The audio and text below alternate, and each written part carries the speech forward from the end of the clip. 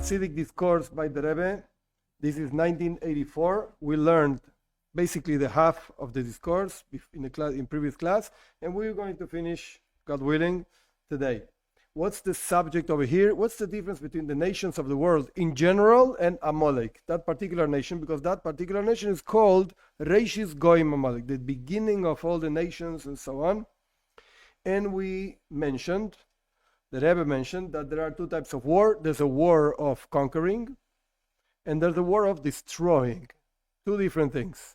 Conquering means the 7 nations that were in the land of Cnaan to transform it into the land of Israel and so on. And destroying means Amalek. The Torah says, Timches Zecher Amalek, you have to destroy completely, erase from the first face of the earth, Amalek. Something we do not find in other nations. We have to refine the other nations, don't destroy them, refine them. But Amalek you have to destroy. And the Rebbe showed us a connection between the 7 nations in the land of Cnaan and the 7 emotional qualities inside of us. So if we're going to say that, so that means every single thing in the Torah has a avoidadic thing, has a thing of service to God. How do you serve God with this thing or with that thing and so on? So over here, we have 7 nations that don't exist anymore. Amalek doesn't exist anymore either. And we still have to destroy it. We still have to refine them. So those nations mean, in the soul of a person, 7 emotional qualities. You have to refine them. Don't destroy them. In other words, don't destroy your capacity to love things, to get close to things. Don't destroy your capacity to reject things, get further from things. Rather, refine it. Reorient that capacity into, instead of loving pizza, love God. Instead of fearing not having money to pay the bills at the end of the month, fear God, and so on. All of this is about the 7 nations, the 7 emotional qualities inside of us, which is an eternal message, so to speak. Even though the nations don't exist anymore, we still keep this quote-unquote mitzvah, this thing of refining ourselves. And it's a difficult work. This is what we end up last class. It's a difficult work to refine these nations, quote unquote, just as it was difficult for Yeshua bin Nun to conquer the land of Cnaan and so on. Now, we still don't know exactly what Amalek means. We just defined or explained, so to speak, the 7 nations and their counterpart in the work in the soul. This thing in the service of the man to God.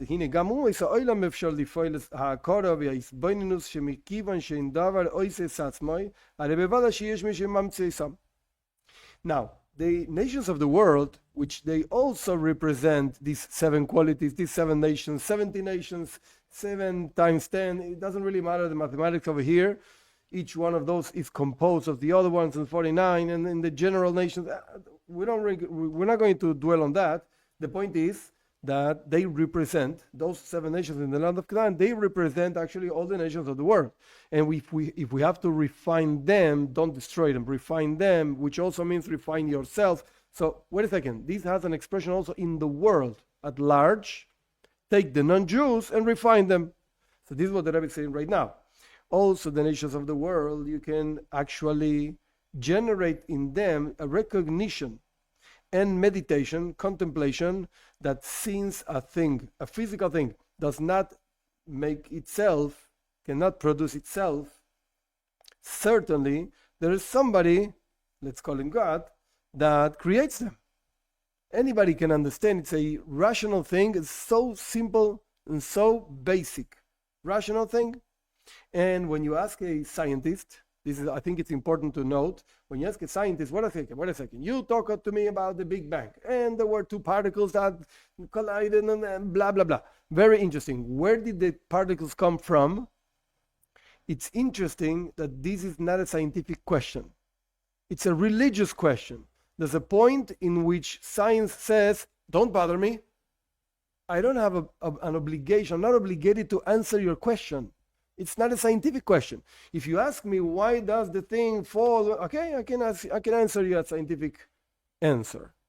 because we tried and we tested and Newton and Einstein. Okay, so I can give you a scientific answer. But if you ask me where the particles, where did the thing come from? I don't have to answer you. That's not a scientific question. It's a religious question. Go talk to a rabbi, go talk to a whatever. So over here, the Rebbe is directly talking about, can a non-Jew understand, and I stress this word, understand, not have faith, understand that there's a God? Yes, he can understand. No, but he's a non-Jew. Yeah, who cares? Does he have a brain in his head? He can understand it. And it's understandable that this entity, let's call him entity, that creates everything, does it with a purpose. He doesn't create things because he wants to create. Our sages say this: every single thing in the world, it's for the glory of God. He doesn't create things just because he's bored. This is what means when our sages say that every single thing in the world was created to serve its creator. Interestingly, the Mishnah over there in Kiddushin, at the end of the tractate of Kiddushin, is talking about basically a Jew. I was created to serve my master. And there's another version, I was not created except for the service of my master. The only reason why I was created is the service of my master. However, the Rebbe is saying so like it doesn't even need a source. It's like obvious that this doesn't apply only to Jews. This applies also to non-Jews. And there are stories in the Midrashim and so on. One that I remember very briefly, I'm not going to say the whole story, that King David found the importance of having created, how do you call them? Arañas in Spanish. It's not a word that I use so much. Spiders. Why did God create a spider? So there's a story, whatever. Now, if David Amalek thinks, why did God create such a creature, spider, and so on? Of course, non-Jews, that are human beings, much more important and higher than spiders, of course there's a reason why they exist. Now, the Aliadeya is very important line. Through this meditation, you can actually refine these 7 qualities.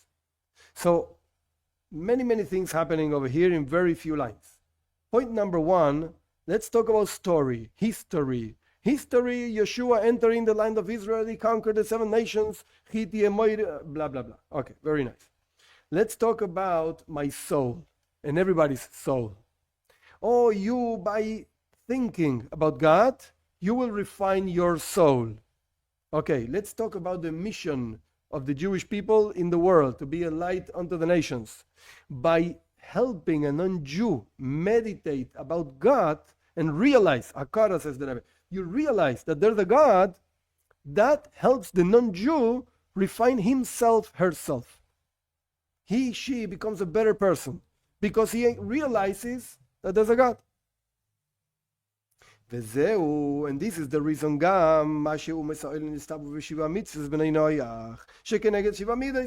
and this is the reason also, says the Rebbe, this word is interesting to philosophize a little bit, but whatever. Also, why the non-Jews, the nations of the world, were commanded 7 commandments of Bnei Noach, of the children of Noach, that they represent these 7 qualities. Each mitzvah represents a quality. Because they have the capacity of actually keeping this commandment. If you pay attention, he brings 7 commandments, that's a plural things, 7 things, whatever, don't kill, don't steal, and so on. And then he says there's a tzivui zeh in singular. There's one, so to speak, it's just singular, one commandment. So what is he talking about? Is 7 or 1? No, you didn't get the point. You have to keep 7 commandments. Don't kill, don't steal, and so on. But you know what? What's the purpose of all of this? Refine yourself. That's 1 commandment. You have to become a better person. We can argue and discuss what's a better person. Okay, that's another subject for another class. But you have to refine yourself. You have to become a better person. So how do I become a better person? What do you want from me? I don't know what to do. Okay, think about God. Meditate. There's a God ruling all over the place and so on. But it's very difficult. Yeah, but you can do it. If God is asking you to do this, you can do it. That's why I want to say, I didn't see this written anywhere, but when the Rebbe adds the word gam, also, the Rebbe was so precise. Also, the reason why the non-Jews were commanded 7 commandments. So wait a second. There's one thing and also another thing. So what are the two things? Okay, first of all, go keep your 7 mitzvahs. That's what you have to do. Make the world a good place for living and so on. Yeah, the way Yeshaya says, the Shevi Yetzara, God didn't create the world to be a jungle. The Rebbe uses the word jungle in many places when he's talking about this particular verse, and he created actually the world to be an established world, morality and then ethics and so on. And also, doesn't stop there. Also, you have to refine yourself. How do you do that? Think about God. And they can do that. If God wants this, it's because He's giving you the strength to do this. The same thing happens when you work within yourself.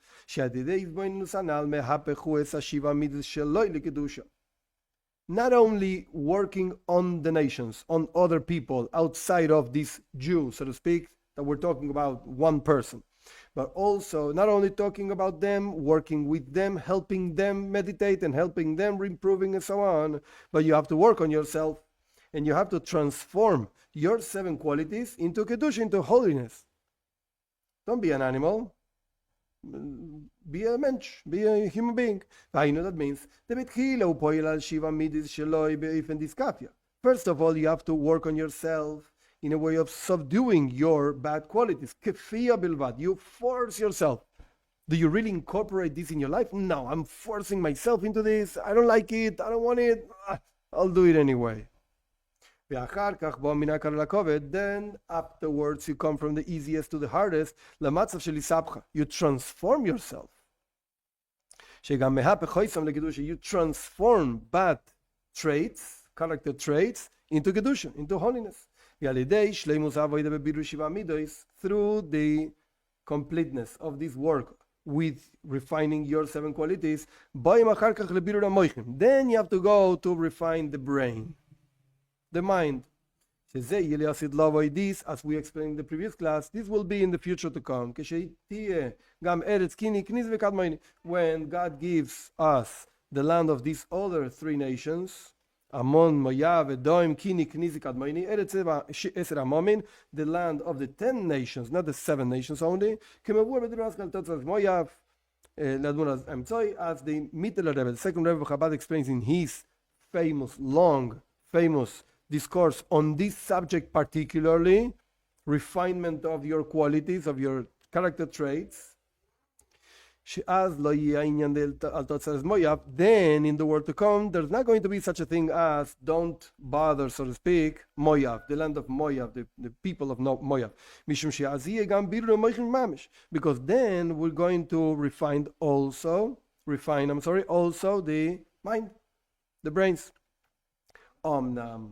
Add as, however, up until that moment comes, the main work is to refine your character traits, 7 character traits. Like the Tanya says clearly,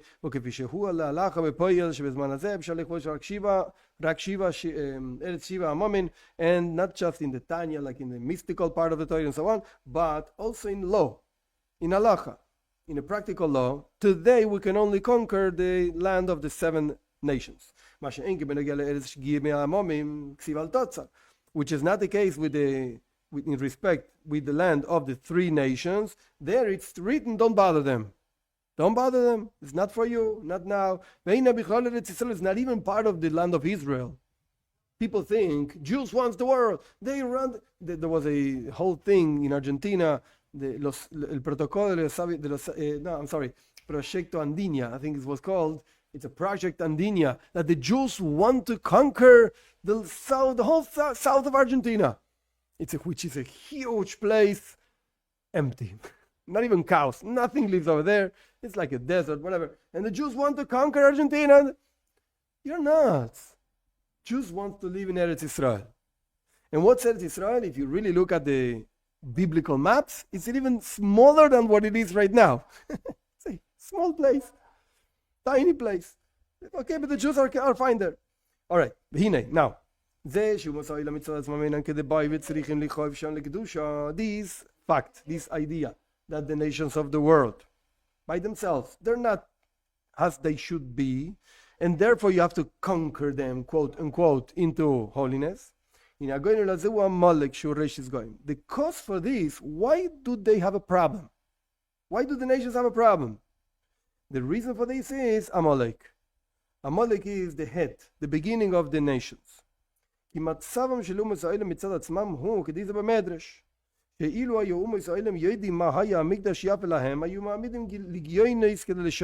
is a very fundamental idea in Chabad thinking.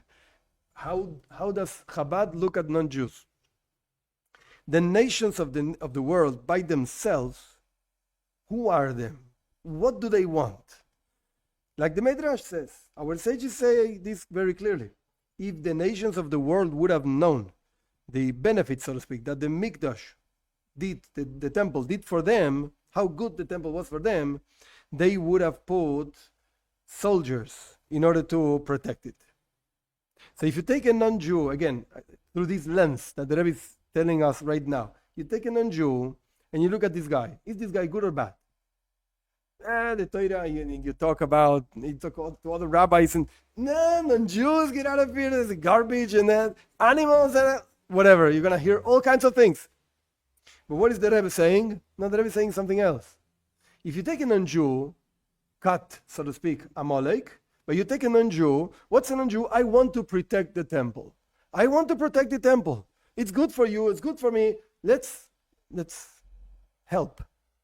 That's a non-Jew. Hainu. That means, because it is possible for them to have this recognition that we mentioned before, in the paragraph before, that a thing doesn't do itself, doesn't produce itself, therefore there's a God. They can do this. They're there.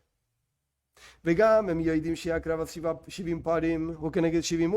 they also know, they're not fools, they also know that the offering of the 7 bulls in the festival of Sukkot, holiday of Sukkot, doesn't really matter right now. It is for the benefit of the 70 nations, 70 bulls, 70 nations.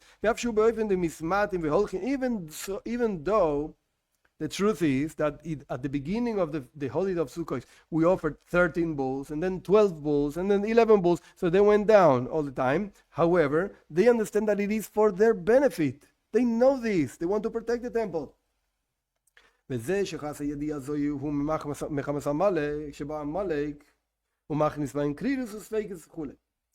reason why you don't see this in the non-Jews, and throughout history, always made the Crusaders and all kinds of things, and the Nazis and the Romans and this and that. Why don't you see this? The Rebbe is saying that they're good. Why don't you see this? It's because Amalek comes and puts inside of them Krirus. Krirus means coldness, sveikus, doubts, and so on. This is what Amalek actually means. The word Amalek, when you actually add the letters of the word, it comes out suffix, doubts.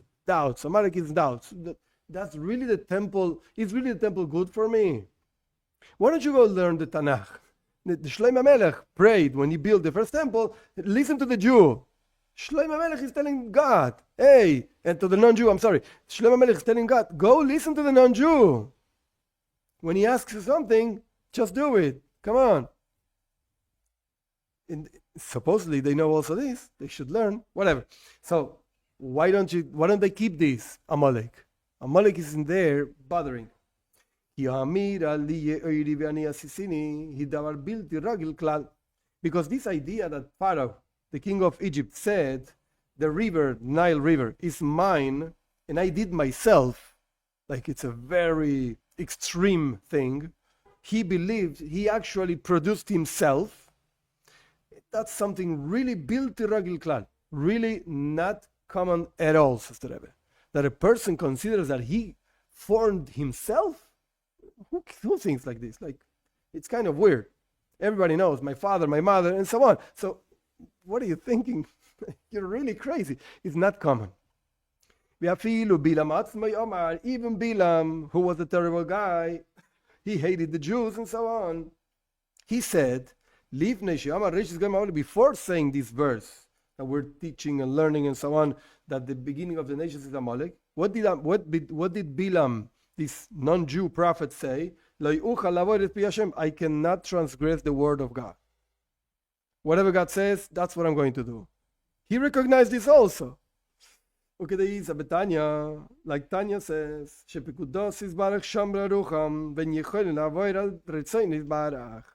that they all, it's talking about not necessarily non-Jews, it's talking about klipa in general, like impurity and so on. Even there, they keep the word of God and they cannot transgress the will of God. So that's what a non-Jew actually is. He's a good guy. However, comes Amalek and puts in doubts. That's what our sages mentioned before by protecting the temple. If they would have known, so there's a doubt over there. Maybe they knew, maybe they didn't know. Okay, this is Amalek. Vegam krirus, and also coldness. To the point that this comes down and down and down and produces bad character traits. Let's kill the Jews, let's do this, and so on. That's why they need this meditation. Think about it and you realize. But people don't spend the time thinking. Precisely through his boinenus, through meditation, you conquer the 7 nations. See how the Rebbe, interestingly, I don't know if it's in purpose or not, the Rebbe goes back and forth, nations, qualities, character traits, nations, and 7 all the time, back and forth, because this is the way I understand it. The Rebbe is telling us, teach a non-Jew to think about God. This is what he's saying. That's the way you refine them. That's the way you bring out the real essence that they have. That they're good. They want to protect the temple. But Amalek is not letting them. So, again, up to here comes the refinement of the 7 nations. It's tough, it's difficult, and you have to refine again. But the word with Amalek, it's completely in a different way. Completely different. That's why the objective of here is delete. Press delete, erase, gone. Why? The idea is like this. In addition to the fact that Amalek is full of doubts, that's why it's the beginning of the nations and he's the head of the nations and so on. There's more. Amalek has another quality, terrible quality. He knows, he recognizes its creator and still rebels against him. It's not that he doesn't know God. No, I know God very well, and I'm going to rebel.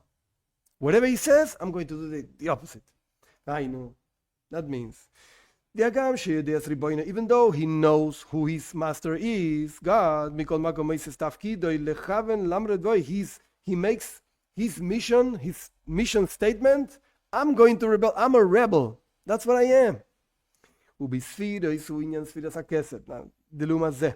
And when you express exactly the same thing in a more mystical language, this is called kesed, the crown of the other side, so to speak. The crown of impurity, the crown of the head of everything. And as it's known, because the man was created in a way that he has free will, like the Torah says, you should choose life, but you have a chance to choose differently, God forbid. That's why God made one thing opposite to another one. That means there's a very strong power for good, and at the same time there's a very strong power for not good. That's what actually makes the person be able to choose.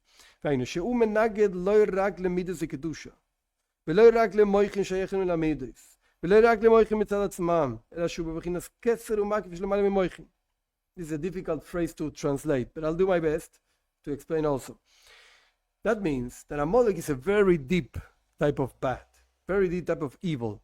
He not only rebels against the character traits of holiness, and not only to the intelligence, to the seichel, to the intellect that has relationship to the character traits in the heart, and not only to intellect by itself, rather also he's the keser, he's the crown, and surrounds, so to speak, beyond the intellect, and that's where he actually is against God. So I'll try to explain as brief as possible so we can finish it, because it's not the main thing of the Maimer, I think.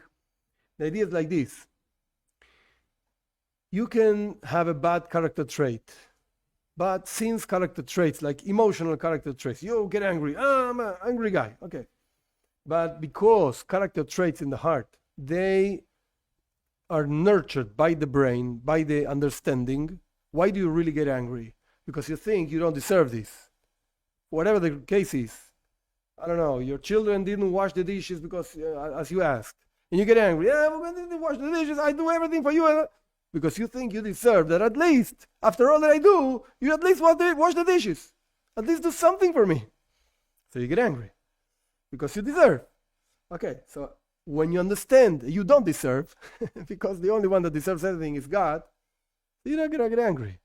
You didn't wash the dishes, okay, we can argue why not, discuss what happened over here. But you're not going to get angry. That's emotions. They get nurtured by the brain. Then you have the brain that, as we explained in the previous class, the intellect that it gets invested into the emotions, that gives life to the emotions. And then you have the intellect by itself, not related to emotions. When a person is learning something deeply, really trying to understand something, you don't want to talk to anybody, and you don't care about anybody, and actually anybody bothers you. Don't make noise. Please don't talk to me right now. I'm trying to understand this. It's a difficult piece, and so on. That's intellect by itself. Intellect in relation to emotions is what gives actually power to the emotions. The more you understand something, the more you're going to want something or reject it, whatever the case you're talking about. But intellect by itself, it's a very deep thing, and it's disconnected from the world. You're thinking for yourself. When you think, nobody knows what you're thinking, and you're just by yourself. And again, anybody else bothers you. So Amalek not only is against, rebels emotional qualities, not only the intellect as it's the power and the strength of emotions, not only against the intellect by itself, but it's the keser, it's the crown. That's a word in Kabbalah, a famous word, keser, crown. Okay, what does that mean? It means something deeper than intellect. It means your will. It means your pleasure. Why do you exist? I exist. It means the essence of the feeling, I. Me. I exist. That's basically keser, me. And he rebels, that's the realm, that's the realm where Amalek lives. And the Rebbe gives it in very simple words, but I hope after the explanation we're going to understand it so easily. Amalek is arrogance, it's pride without a crown. It's like a king without a crown. He says he is the king, and he is ready to stand in front of the king of whatever country and say, you are nothing, I'm the king. Even though you're really nothing and he's the king, but he's ready for that. He doesn't care. So he's like a king without a crown. He's like complete arrogance. I don't care about anything and anybody. I'm the boss of the world. But he's really not. That's what Keser means. That's what this crown level thing means. And that's the realm where Amalek actually works. That's why you have to completely erase it. So the Rebbe, before just two more lines to end the paragraph. But important to understand, the Rebbe over here brought two ideas. Idea number one, doubts, together with coldness, which is actually basically the same thing. And the second idea is chutzpah. Chutzpah means arrogance, pride, I exist and you don't exist. That's why the only way you can actually deal with this is destroy it completely. Timche, you have to erase it. Because this thing of being a rebel, you can't actually refine it. There's nothing to refine. What do you mean? Being a rebel is not a good thing at all. Parenthesis is not in the Maimar, but I think it's interesting to note, you can be a rebel on the world. Rebel against the world. It's interesting. You can refine it somehow. But whatever, in this Maimar, in this discourse, the Rebbe says you can't refine this. Rebellion is not a good thing at all. Like Bilam said, you have to completely destroy it. Destroying it, you're actually fixing it. That's the only way you can fix this Amalek. However, we have to understand. Didn't our sages say that everything that God created in His world, He created it for His glory? How can such a thing exist as Amalek, whose complete intention is rebellion? Wait a second. So God created rebellion. That means, it wasn't our idea, it's His idea. Whatever exists over here is His idea. So what's the good thing of Amalek? What's the glory of God out of Amalek? And again, we said Amalek is a rebellion, and that's why you have to destroy it. So how does that destruction actually bring out the glory of God? The idea is like this. The noise of in addition to what the Tanya brings, is actually from the Zohar. An example, and I'm not going to explain all the details, of a prostitute, whatever, these women that work at night and so on, and the son of the king. It's a famous example that the king wants to prove the strength of his son, and he hires this woman and so on. Okay, in addition to that, so we see that there's a service to God, even in the bad, evil parts of the world, because they're there for you to have free will. That's what basically means. This is in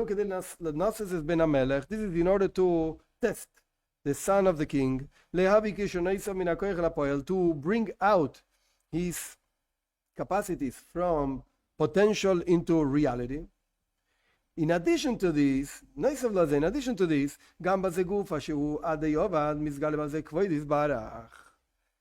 this same thing of destruction, that's what brings out the glory of God.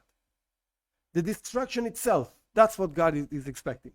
And that's what glorifies Him. What does that mean?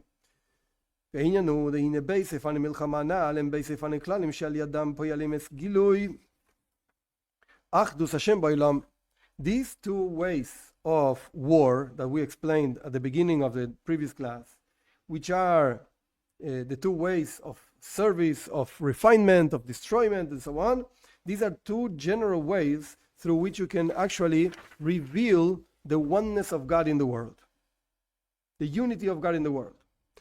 Two ways. Oifen echod, what's the first one? Al yedei birur advarim shayach b'hem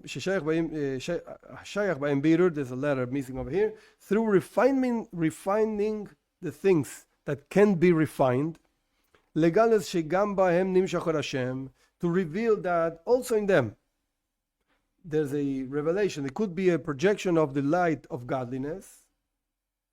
The second way, is by breaking the other side, quote unquote. I know that means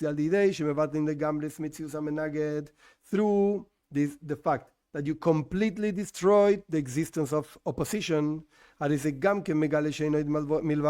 also reveals that there's nothing else but God. So not only by taking something you could refine and showing how this thing is a godly thing, you actually reveal godliness in the world. By destroying what's opposition to God, that's also, you see, you thought you existed, you thought you could be opposition to God. You're wrong. You don't exist anymore. You see, God is only one, and He's the only existence, and so on. That means that you reveal that there's no such a thing as an opposition to godliness. There can't be such a thing. I see it with my eyes. It's there to be destroyed. That type of opposition is there to be destroyed. What does that mean? We're going to understand this when we take an example of a king, a flesh and blood king. by the king giving his son reward because he behaves like the king wants, and by him, the king, punishing anybody that doesn't behave like the king wants, in both movements, so to speak, reward and punishment, gets revealed the strength of the king. By the king giving reward to that person that behaves properly, gets revealed that everybody has to behave like the king wants, and he rules. Because people actually behave like the king wants, and then he rewards. Okay? So we see that the king is actually the one that rules. And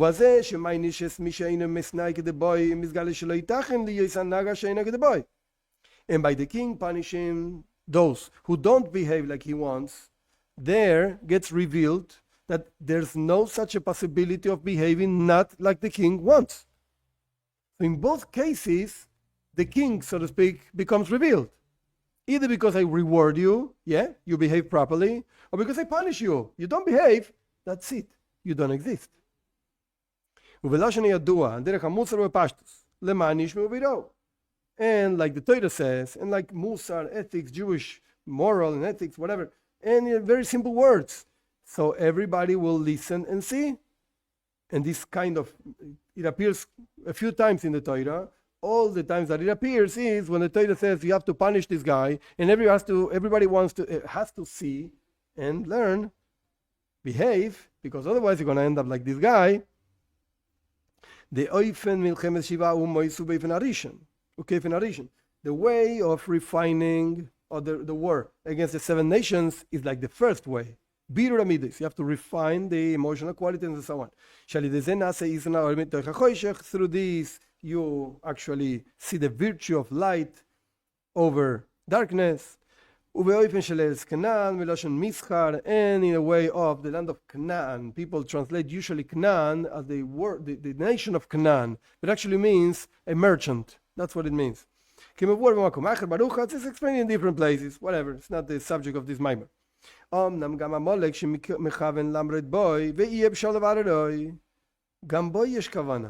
Amalek, that his whole life is to rebel against God, and you cannot refine it. There's also a purpose on it. Even in Amalek, there's a purpose. The canal, as we explained before, that everything that God created in His world, He didn't create it except for His glory. And what's the purpose of evil, so to speak? The purpose is that breaking it, that's fixing it. You have to break it. That's how you fix it, actually. The Rebbe stresses how you fix it. You can reveal through Amalek that there's nothing else but God. Even through Amalek, you can reveal that. Destroy it, and you will see. Now, all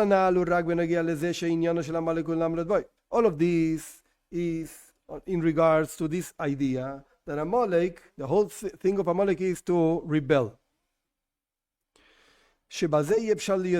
These you cannot refine. You have to destroy it, and that's the way of fixing it.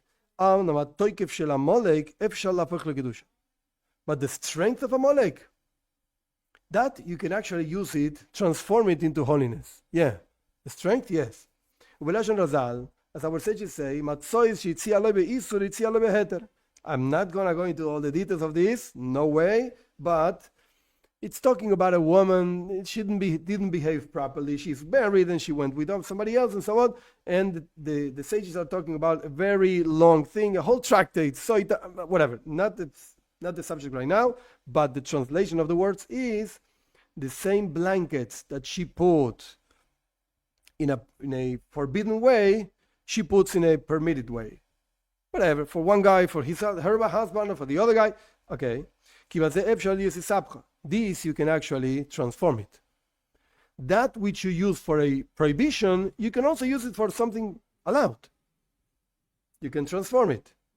That strength of Amalek, that I'm here and this is what I'm going to do. In other words, I'm going to do the will of God, even if people say this and people laugh I don't care. That's the strength of Amalek. I don't care. He used it on the other way. God said this. I don't care, he says. But we can use it in a good way. Everybody laughs at me. I don't care. I know this is the right way. This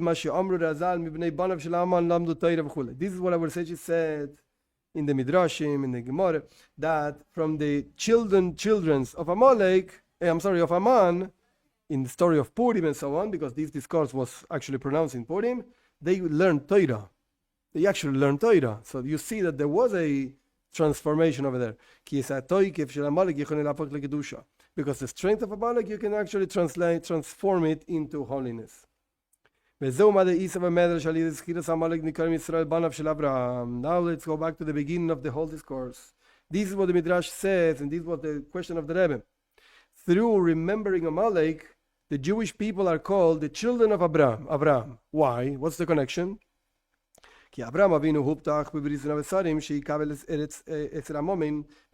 Avinu, our forefather, was promised in the covenant between the parts, his covenant with God, that he would receive the land of 10 nations. When you look at actually Pashas Lech Lecha, you will see, and you count the nations that God says he's going to give to Abraham, you're going to find 10. Not 7, 10. Shleimus birur kol umois hamevi al yedei kabbalas eretz eser amamin al yedei bitul metzius Amalek. And the complete refinement of all the nations that will bring actually to receive the land of the 10 nations, that is through completely nullifying the existence of Amalek. So that's why remembering Amalek, you're actually fulfilling the promise that God made to Abraham. So that's why you're the children of Abraham, because you remembered Amalek. And at the end, Amalek by itself is going to be completely destroyed. These can be done even before the general redemption. And these can be done with the redemption, particular redemption, through every single Jew's work. It's explained in Tanya in a different place. In particular, in the 6th millennium, after the middle day, so to speak, because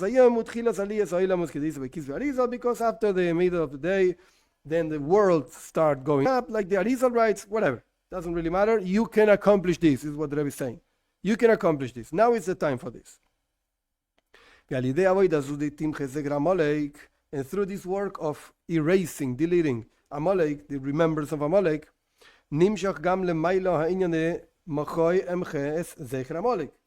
comes from above what God says, I will erase Amalek. So you have to do your part, and he is going to do his part. As it's written, there's a war of God against Amalek, generation after generation. Targum Yonasan ben Uziel, he translated, he lived in Eretz Israel around year 200 of the Common Era, and even before that also, a lot before that also. Yonasan translated like this: Midar de Meshicha, Midar de Alma de Asi. I will erase Amalek, says God, in the generation of Mashiach, in the generation of the world to come, that then we will do a dwelling place for God in these lower worlds, to the point that there will be a projection of the essence of God that goes way beyond light and darkness, with the coming of our righteous Mashiach, speedily right now, literally right now.